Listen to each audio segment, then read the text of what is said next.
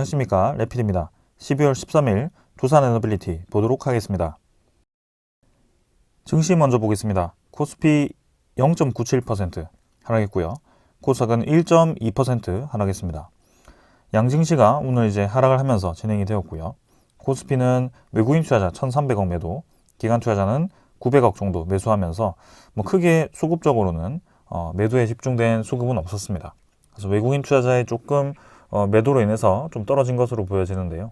코스닥도 마찬가지 기관 투자자 1,200억 정도 매도했고요. 외국인 투자자가 620억 정도 매도하면서 코스닥은 양매도가 진행이 되었습니다. 자, 그래서 코스피 코스닥, 지금 해외 증시도 보시면 어제자로는 나스닥, 다우는 올랐고, 니케이도 오늘은 약 상승을 했습니다. 상해 종합을 포함해서 우리나라 증시가 좀 하락하는 모습이었는데요. 어제 이제 CPI 지표 발표가 있었습니다. 미국의 CPI 지표 11월 달께 나왔고요. 3.1% 전년 대비 상승을 하면서 전망치에 부합을 하는 수치가 나왔습니다. 10월 달에 소비자 물가 상승률이 3.2%와 비교하면 상승률이 이제 둔화하긴 했는데요. 근데 이제 요거는 에너지 가격과 식료품 가격을 포함한 인플레이션 지표입니다. 그래서 변동성이 큰 그 두 지표를 제외를 하면 근원 인플레이션이라고 하는데, 그 근원 인플레이션에 대한 지표는 여전히 이제 4%대에 지금 상승을 했다라고 하고요. 10월부터 이제 안정세를 유지를 하긴 했지만 사실 10월 대비해서 크게 근원 물가가 떨어지지 않은 상황입니다. 그래서 목표치에 대비해서 크게 지금 서프라이즈로 떨어진 것도 아니고, 크게 이 물가가 올라간 것도 아니기 때문에 적정치 부합을 했다라고 볼 수도 있겠지만, 뭔가 이 인플레이션이 잡히는 속도가 생각보다 빠르지는 않다라는 것도 우리가 알 수가 있었습니다. 그래서 이제 곧 연말에 연준 회의가 있을 텐데요. 그때는 금리를 무리하게 더 올릴 것 같지는 않습니다. 왜냐하면 물가가 예상대로 이제 진행이 되고 있긴 하지만 속도가 이제 더디다라는 점. 그래서 금리 인하도 당연히 하지 않을 거고요. 동결로 진행될 가능성이 거의 90% 이상으로 보고 있습니다. 그러나 이제 시장이 전체적으로 좀 반등했던 이유가 좀 이제 내년에 금리 인하가 생각보다 빨리 진행되면서 반등할 수도 있겠다라는 그런 이 뉘앙스가 좀 있었는데요. 근데 지금은 인플레이션에 대한 속도를 보았을 때는 금리 인하 속도가 빠르지는 않을 것이다. 그래서 적어도 내년 상반기까지는 금리 인하가 없을 수 있다는 것을 우리가 알 수가 있습니다. 자, 그래서 제조업 위주로 오늘 이제 제조지수 위주로 좀 떨어진 것 같고요. 특히 이 우리나라도 제조 관련 기업들이 많기 때문에 그런 기업들이 좀 이제 타격을 받는 모습이었습니다. 왜냐하면 본격 이제 경기 침체가 다가올 수 있는 상황 속에 고금리가 계속 유지가 된다면 그런 이제 제조 기업들에 대한 부담감이 이제 커질 수밖에 없는 상황이고요. 그런 것들이 이런 투자자의 투심에 좀 좋지 않은 영향을 준 것 같습니다. 자, 그래서 코스피도 지금 쌍봉 정도를 찍고 좀 떨어졌고요. 잘 올라가다가 이번에 한번 음봉을 맞았습니다. 그래도 이제 21선 위에서 여전히 자리를 잡고 있는데요. 이평선이 수렴한 구간에서 조금 이제 크게 떨어뜨릴지 아니면 이쯤에서 다시 올릴지는 조금 더 시간을 두고 봐야 될 것 같습니다. 그래서 코스피 일단 연말에 분위기는 좋았는데요. 지금 한 2주를 남기고 이 CPI 지표 발표가 되었는데 시장이 다시 한번 반등을 계속 이어갈지는 조금 더 보도록 하겠습니다. 수급은 기관 투자자는 계속 매수를 이어가고 있습니다. 오늘은 매수가 적긴 했지만 그래도 이제 1,000억 이하로 조금 이제 매수를 하면서 연속적인 매수를 이어갔고요. 외국인 투자자는 1,300억 매도를 했지만 4일 매수 이후에 그 크게 매도한 것도 아니기 때문에 적절하게 빠져나갔다고 보여집니다. 그래서 이게 이제 물량이 좀 많아지면서 좀 장기화되면 문제가 될 수 있겠지만 지금은 그런 상황은 아닙니다. 자, 그리고 이제 코스닥이죠. 코스닥도 1.2% 하락했고요. 지금 차트상으로는 코스피와 마찬가지입니다. 그래서 거의 이제 고점 부근에서 다시 한번 저항을 맞아서 떨어뜨리는 모습이고요. 21선 타고 아직 올라가는 추세이기 때문에 여전히 올라갈 수 있는 힘이 있습니다. 그러나 아까 말씀드렸다시피 금리 인하 시기가 늦어지고 인플레이션 지표가 아직 잡히지 않았기 때문에 그런 고금리가 계속 유지된다라고 생각했을 때 이런 코스닥 지표들, 특히 기술주들이 모여있는 기업들이 좀 이제 힘이 빠질 수도 있거든요. 네, 그런 것들을 좀 보면서 우리도 대응을 해야 될 것 같습니다. 수급적으로는 기관 투자자가 지금 꾸준히 빠지고 있고요. 외국인 투자자도 한 3일 정도 빠졌는데 한번 그 흐름 지켜보도록 하겠습니다. 자, 그 다음에 이제 환율이고요. 환율은 어제 이제 오히려 떨어지지 않고 올라가는 모습을 보였습니다. 5원 정도 올라가면서 1320원으로 마무리가 되었고요. 아무래도 금리 인하가 늦어질 걸로 예상이 되니 환율도 빠르게 떨어지지는 않았습니다. 그래서 지금 뭐 시장에 대한 부합하는 지표가 나오긴 했지만 근원 물가가 아직도 4%대라는 것은 시장에 분명히 부담될 수 있거든요. 그래서 그런 것들이 조금 반영이 된 것 같습니다. 그렇다고 해도 지금 뭐 환율이 이전 전 고점을 돌파해서 더 올라가야 된다라는 것은 아닙니다. 적절한 수준에서 머무를 것으로 예상이 되고 그런 상황은 우리는 시간이 지나면 알아서 해결이 되는 상황이다라는 것도 이해를 하고 있으면 되겠습니다. 지수 선물은 미국 증시 약 상승 중이고요. 유럽 증시도 마찬가지 크게 반등하지는 않고 있습니다. 1% 정도로 이제 미국 증시 대비해서는 좀 반등세가 있긴 한데 일단은 뭐 한번 이 흐름 내일까지 한번 살펴봐야 될 것 같습니다. 원자재 가격은 국제유가가 계속 떨어지고 있습니다. 68달러까지 떨어진 상황이고 천연가스도 마찬가지입니다. 2.29달러까지. 그래서 이 에너지 가격이 상당히 많이 떨어지고 있는데요. CPI 지표에 분명히 이 에너지 가격에 대한 급락이 영향을 주긴 했습니다. 그러나 근원 물가가 중요하고요. 에너지 가격이 이렇게 떨어지는 이유는 아무래도 경기 침체에 대한 경계가 아닐까라는 생각이고요. 코로나 시기 때도 경기가 이제 침체될 것으로 예상되었을 때 유가가 급락하는 경향을 보였습니다. 그래서 지금도 약간 이제 그런 움직임이 나타나고 있다. 유가가 이제 생산을 멈추고 올리기 위해서 산유국들이 노력을 하긴 하지만 지금은 수요 자체가 그 공급을 줄이는 것보다 더 떨어질 것으로 투자자들은 보고 있기 때문에 이렇게 가격이 떨어지는 것으로 보여집니다. 자, 그 다음에 이제 채권 시장이고요. 채권 시장은 8%죠. 그래서 어제에 이어서 오늘도 좀 떨어지는 모습입니다. 그래서 꾸준히 고점을 낮춰가면서 눌러지는 흐름이 다시 한번 이어지고 있고요. 저점을 더 낮춰서 갱신을 할지는 조금 더 봐야 될 것 같습니다. 그래서 국제금리 시장, 그 다음에 뭐 외환 시장 아직까지 안정적인 모습입니다. 그래서 인플레이션 지표가 좀 이제 속도가 더디긴 하지만 분명히 이제 우리의 예상대로 진행될 것으로 보고 있고 그런 고금리에 좀 무너지는 이 은행이라든지 그런 이 기업이라든지 이런 것들이 발생하지 않는 이상은 아직까지는 큰 위기 없이 연말은 잘 보낼 것으로 보여집니다. 그래서 한번 시간을 두고 계속해서 주시를 해보겠습니다. 자, 오늘 이 정도로 증시 리뷰 마치고요. 종목으로 넘어가겠습니다. 두산 에너빌리티 보겠습니다. 350원 하락해서 2.2% 하락했고요. 15,450원으로 마무리되었습니다. 자, 오늘 뭐 코스피가 하락함에 따라서 두산 에너빌리티도 같이 떨어졌다라고 보시면 될 것 같고요. 하락하는 추세가 거의 유사했습니다. 그래서 오늘은 뭐 종목에 대한 이슈보다는 증시에 대한 흐름으로 그냥 눌러졌다라고 보시는 게 맞고요. 시간의 거래도 거의 없었고 일별 거래도 180만 주로 상당히 이제 적은 거래량으로 또 하락을 하였습니다. 그래서 하루 오르니까 또 바로 이렇게 하루 오른 거 더 이상으로 이렇게 떨어뜨려 버리니까 좀 이제 힘이 빠지긴 하지만 뭐 지금 증시 흐름이 조금 꺾이면서 어쩔 수 없는 상황이었습니다. 그래서 우리 입장에서는 아직까지도 거래가 부족하다라는 점이고 올라갈 때도 거래가 크게 터지지 않고 올라갔기 때문에 언제든지 눌러질 수 있는 그런 상승 폭이다라고도 우리가 이해를 할 수 있습니다. 그래서 지금은 큰 의미가 없는 구간이라고도 볼 수가 있고요.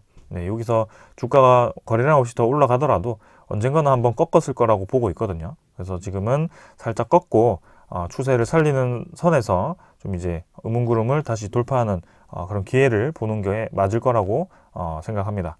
그래서 음운구름 사이에서 조금 더 시간을 길게 끌고 있는데 한번 이 추세를 계속 살펴보겠습니다. 뭐 어제도 말씀드렸지만 분명히 지금은 우리가 언제든지 주가가 올라갈 수 있는 이 사정권에 있기 때문에 크게 걱정하지 않는다라는 점. 12월 달은 양봉이 좀 크지 않고 서서히 이제 거래량도 지금 많이 줄어들어서 네, 지금 보시면은 거래량이 굉장히 많이 줄었습니다. 월별 거래량도. 그래서 한번 증가를 해야 되는 타이밍이 오고 있는데 그 시기가 언제일지는 지켜보겠습니다. 차트상으로는 크게 지금은 더 볼 건 없고요. 한번 꺾고 올라가는 타이밍을 보면 될 것 같습니다. 그 다음에 투자자 수급이고요. 수급은 기관 투자자가 5만 1000주 매도하였고 외국인 투자자는 3만 주 정도 매수를 했습니다. 그래서 외국인 투자자는 적지만 꾸준히 매수를 이어가는 모습이고요. 기관 투자자도 마찬가지 크게 매도를 하지 않고 계속 매수를 최근에 이어왔습니다. 그래서 오늘도 매도로 잡히긴 했지만 사실 뭐 크게 매도한 수급도 없고요. 연기금 투자자가 5만 6천 주 정도 매도, 투신 투자자가 1만 8천 주 매도하면서 뭐 사실 지금 딱히 기관 투자자도 흐름이 없습니다. 연기금 투자자가 뭐 12월 8일까지 좀 이제 매수를 강하게 했었지만 그 이후부터는 뭐 금융 투자 이 매수를 제외하고는 큰 움직임이 없고요. 그래서 지금은 네, 수급 자체도 네, 멈추어 있다. 그래서 한번 수급이 터지면서 좀 거래량이 나와야 될 텐데 아직까지는 그런 흐름이 나오고 있지 않기 때문에 천천히 한번 좀 봐야 될 것 같습니다. 자, 그래서 수급도 네, 큰 변화 없이 잘 넘어갔고요. 네, 바로 이제 공매도 잔고로 넘어가겠습니다. 자, 공매도 잔고도 지금 한 880만 주 정도에서 계속 멈춰 있는 상황입니다. 그래서 오늘도 879만 주로 전날보다 한 4만 주 정도 줄긴 했습니다. 계속 이제 작지만 조금씩 공매도 잔고가 줄어드는 방향으로 진행은 되고 있거든요. 그래서 10일, 13일에도 뭐 비슷한 흐름을 보일 것 같습니다. 왜냐하면 외국인 투자자가 조금씩 매수를 이어가면서 진행하고 있기 때문에 그런 흐름이 나올 것 같은데 뭐 남은 880만 주 정도를 어떻게 또 상환을 할지는 네, 시간을 두고 봐야겠죠. 아직까지는 큰 움직임은 없다. 그리고 공매도 잔고 말고 대차 잔고도 공매도 잔고와 유사하게 같이 줄어드는 방향으로 진행 중입니다. 오늘도 이제 대차 잔고는 30만 주 정도가 줄었고요. 체결이 33만 4천 주 되면서 차이 이제 27만 주 정도가 줄었습니다. 그래서 2,312만 주로 대차 잔고는 확실히 네, 좀 공매도 잔고보다 빠르게 줄어드는 모습이고요. 아무래도 공매도 금지가 되어 있기 때문에 더 이상 저 대차 잔고와 공매도 잔고는 크게 이슈를 끌 수가 없는 상황입니다. 외국인 추적 물량은 거의 동일했습니다. 당일과 동일했고 전날도 11만 주 매수, 오늘도 3만 주 정도 매수하면서 13.4% 정도로 지분을 유지를 하고 있습니다. 그래서 뭐 야금야금 조금씩 13.4%까지 결국에는 지분을 끌어올렸습니다. 이전에 이제 13.8% 정도까지 보고 지분을 낮췄던 것 같은데 그게 이제 공매도가 상환이 되면서 서서히 물량이 채워지는 느낌입니다. 그래서 남은 0.4% 그리고 14% 이상으로 지분을 이번에 늘릴지는 더 봐야 되겠지만 분명히 지금 추세는 계속 물량을 채워가는 그런 흐름이다라는 것을 알 수가 있습니다.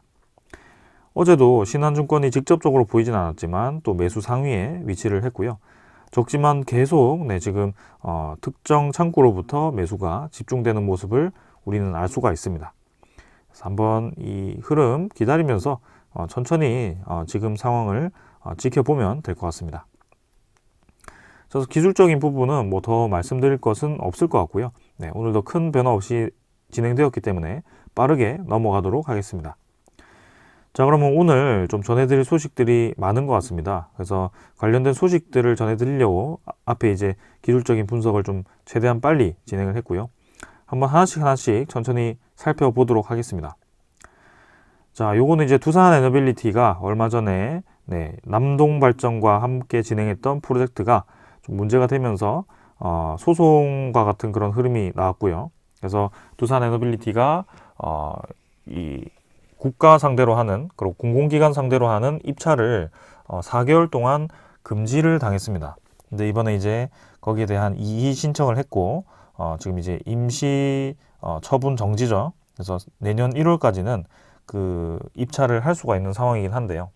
그래서 그 임시 처분 이 금지 동안 이제 결과가 어떻게 될지는 또 봐야 될 것 같습니다.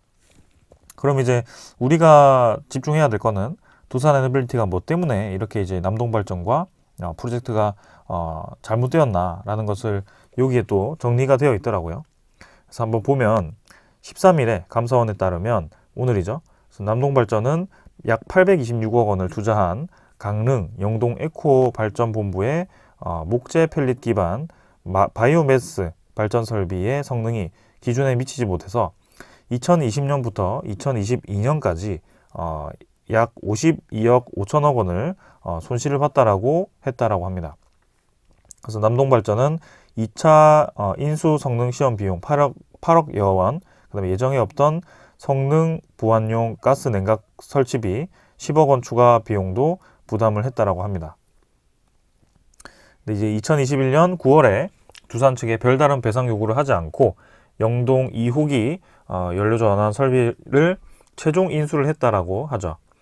그래서 뭐 최종 인수 이후에 나타나는 문제에 대해서 지금 이제 두산에너빌리티의 문제를 삼은 것 같고요.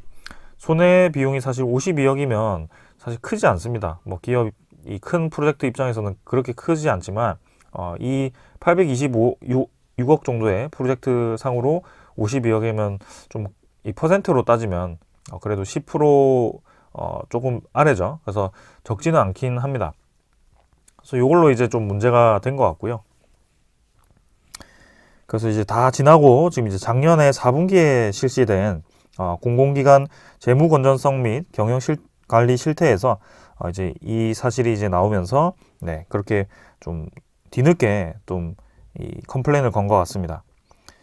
자, 그러면 이제 굉장히 애매하죠. 이미 이제 지난 이 최종 인수를 끝냈고, 네, 이제 손을 떼는 상황에서 뒤늦게 이제 발견된 이 문제에 대해서 과연 누가 책임을 질지, 그리고 그 문제에 대해서 4개월 동안의 입찰 정지가 합리적인지, 네, 그런 것들을 좀 차근차근 해결해 나가야 될 것 같습니다. 그래서 이미 이제 내용을 보면 2021년 7월에 2차 인수 성능 시험 결과 해당 설비가 그 스펙을 만족하지 못한 것 같습니다. 그래서 두산에서 네, 이 저감 장치 입구에 가스 냉각기를 설치해서 문제를 해결하자고 제안을 했고, 그게 이제 남동발전이 제안을 수용을 했다라고 합니다. 그래서 그렇게 협의 과정에서 이 가스 냉각기를 설치했기 때문에 크게 이 두산에너빌리티에서는 위반한 내용이 없다라는 입장이고요. 그건 이제 곧 뭐 판결이 나겠죠. 그래서 남은 한 달 동안 좀 지켜봐야 될 것 같습니다. 그래서 제가 봤을 때는 큰 문제 없이 넘어갈 걸로 보여지고요. 이전에 제기되었던 회계 위반과 비슷한 성격의 문제인 것 같습니다. 그래서 두산에너빌리티는 지금은 큰 문제 없다라고 보시는 게 맞을 것 같습니다. 자, 그 다음은 보령시에 이제 국내 최초의 수소터빈 시험연구센터가 유치되었다고 합니다. 그래서 보령시라고 하면 또 이제 두산에너빌리티가 최근에 보령 쪽에 가스터빈 수주를 했죠. 그래서 보령 열병합발전소였나요? 네, 거기에서 3천억 정도의 가스터빈 수주를 하게 됩니다. 그래서 김포 열병합발전소에서 실증을 이제 성공을 했고 상업 운전에 들어간 그 기술을 토대로 이 보령 열병합발전소에도 아마 두산에너빌리티 기술이 들어갈 것 같고요. 처음에는 이제 LNG를 사용하게 되지만 지금 이제 여기 수소 터빈 시험 연구센터에서 또 이제 연료 전환에 대한 개발을 진행을 하게 될 겁니다. 최종 목표는 수소 전소겠죠. 수소의 100% 존소를 목표로 아마 진행을 할 테지만 처음에는 그게 어렵기 때문에 수소를 좀 섞어서 연소를 시키는 수소 혼소가 아마 진행이 될 겁니다. 그래서 두산에너빌리티가 추후에 설치하는 그 가스터빈에 대해서 이 수소 연료로 전환이 가능한 모델로 지금 납품을 할 거기 때문에 상당히 이제 추후에 나타날 수 있는 시장이 굉장히 크다라고 우리가 이해를 할 수가 있습니다. 그래서 한 480억 원을 들여서 이제 연구센터를 짓는 것 같고요. 두산에너빌리티가 같이 이제 연구에 참여를 한다고 하니 한번 기대를 해보겠습니다. 자, 그 다음은 네, 지금 이제 우리나라 한수원이 대표로 해가지고 지금 이제 WNE라고 해서 네, 세계 최대 원자력 박람회인 WNE라고 합니다. 그래서 우리나라 원자력 발전에 대한 경쟁력을 진단하는 시간을 마련했다라고 하고요.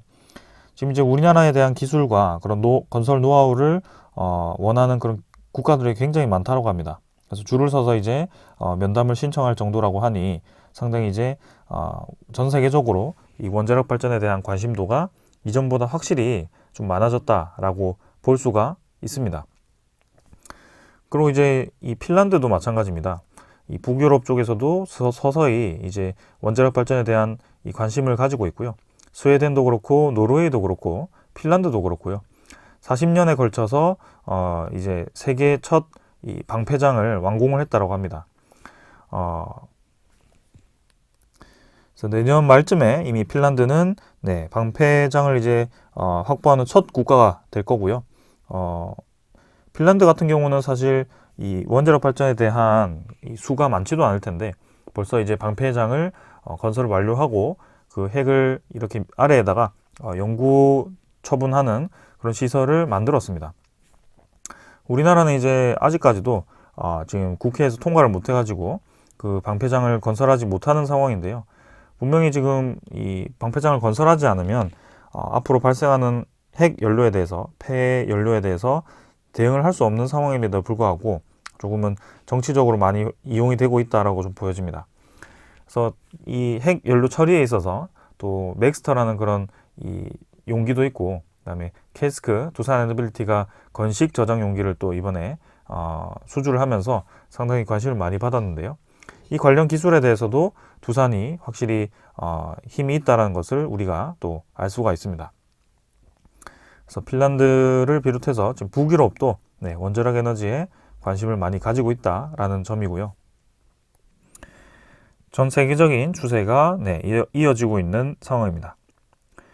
자, 그래서 지금 여기 보면 자, 우리나라에 이제 뭐 규모 7 지진이 나면 고정 나사가 흔들리면서 생긴 균열로 뭐 대형 원전 사고가 가능하다라는 뭐 이런 기사가 좀 있는데요. 사실 뭐 이런 가정을 해서 시뮬레이션을 돌려서 나사가 파괴될 수도 있다라고 제기하는 것은 충분히 이해가 됩니다. 이런 이 시설에 대한 안전 점검은 항상 좀 과하게 진행을 해야 되고 거기에 대해서 보완을 해야 되는데요. 근데 이렇기 때문에 이 에너지를 없애야 된다는 것은 잘못된 판단이라고 계속 말씀을 드리고 있습니다. 그래서 이 규모 7이라는 것을 지진을 정말 우려를 하고 있다면 원자력 발전 밑에서만 생긴다고 생각하는 것이 아니라 수도권 혹은 뭐 이 각 지방의 그런 대규모의 도시 아래에서 규모 7 지진이 일어났을 때에 대한 그 건설 건물들이 노후화된 건물들 그리고 내진 설계가 되지 않은 그런 건물들이 어떻게 이제 될 건지를 먼저 조사를 해야 되지 않을까 싶고요. 그리고 이 에너지원 자체에서 원자력 발전 말고도 원자력 발전은 오히려 돔 형태이기 때문에 훨씬 잘 견딜 거라고 보고 있고요. 우리가 지금 2024년에 대규모로 추진하고 있는 해상풍력 단지, 특히 바람개비 형태의 해상풍력이 규모 7 지진이 일어났을 때 과연 안정적인 전력 공급을 계속 할 수 있을지, 그 건물 구조물이 무너지지는 않을지 그런 것들을 계속 고민을 해야 되지 않을까 싶습니다. 태양광도 마찬가지죠. 산 비탈길에 이제 계속 설치된 그런 태양광 패널들이 무너지지는 않을지, 그리고 그런 전력 공급 시스템이 안정적으로 계속 진행될 수 있을지 그런 것들을 계속 분석을 해야 됩니다. 그래서 지금은 서로 논쟁을 할 시기가 아니거든요. 전 세계적으로 COP, COP이라고 하죠. COP28이 열리면서 지금 이제 탄소 배출을 줄이자, 탄소를 퇴출시키자라는 약속을 하게 됩니다. 그러면 지금 세계에서 초점을 두고 있는 게 뭐죠? 신재생 에너지에 초점을 두고 있는 게 아니고요. 지금 세계에서 초점을 두고 있는 것은 탄소입니다. 그래서 지구 온난화를 하루라도 빨리 막기 위해서 탄소를 없애야 된다라는 목표를 가지고 뭐 RE100이라든지 CF100이라든지 그런 이제 캠페인들을 하나둘씩 만들고 있는 겁니다. 그러면 하루라도 빨리 탄소를 없애기 위해서는 지금 이 탄소를 발생시키지 않은 에너지원을 모두 다 동시에 빠르게 늘려야 되는 상황이고요. 하나라도 지금 이제 부족한 그런 상황이기 때문에 지금은 이제 그런 논쟁을 벌일 상황이 아니다라는 점이죠. 그리고 우리나라는 특히 원자력 발전에 대한 비중이 타국 대비해서 굉장히 높은 국가인데요. 그 30%에 달하는 전력을 담당하고 있는 그 에너지원을 없애고 다른 에너지원을 교체한다는 것 자체가 석탄에 대한 전환 시기를 느리게 만든다라고 볼 수가 있겠죠. 왜냐하면 이 원자력 발전에 대한 비중을 유지하면서 신재생 에너지라든지 다른 에너지원을 공격적으로 늘리면 오히려 더 빨리 석탄 에너지를 없앨 수 있는데요. 네. 그렇기 때문에 좀 지금 우리나라에서 추진하고 있는 방향이 사실 한쪽에서는 좀 이해가 되지 않는다라는 점입니다. 좀 합리적인 선택을 해야 될 것 같고요.